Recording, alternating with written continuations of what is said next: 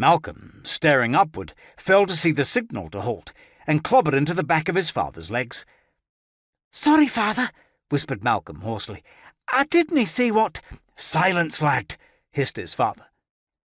Angus forced himself to follow the lines of fixed iron pikes that stood next to the market cross and that rose cold and rigid into the night sky.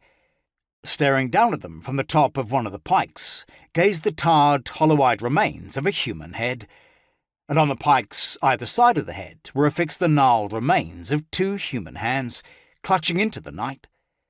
Though Angus had seen all this before, he'd never seen it at night, and he was not entirely prepared for the cold shudder that ran down his spine. For as long as he could remember, with every visit to the village, there stood the grizzled remains of men executed for their part 13 years ago in the Pentland Rising, preserved by order of the king as a grim reminder to any who might be toying with the notion of resisting his will. Though Duncan rarely talked of it now, Angus knew whose head this was, and again he shuddered. "I've longed to do this," said Duncan quietly, uncoiling the rope Angus had carried. "For 13 years. "To do what, father?" asked Malcolm. Angus put his hand firmly on Malcolm's shoulder and whispered in his nephew's ear, "Malcolm, you need to learn to listen more than ye speak, lad." He patted the boy's shoulder.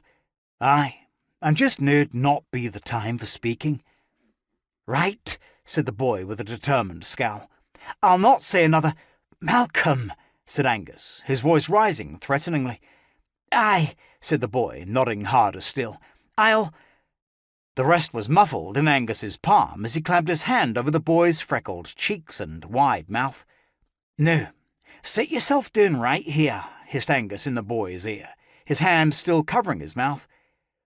He led Malcolm away from the row of pikes, just out of sight around the corner of a red sandstone cottage.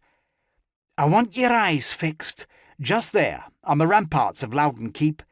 Whatever you do, you're not to move from this spot, but watch and be sure that you see no sign of movement in the keep."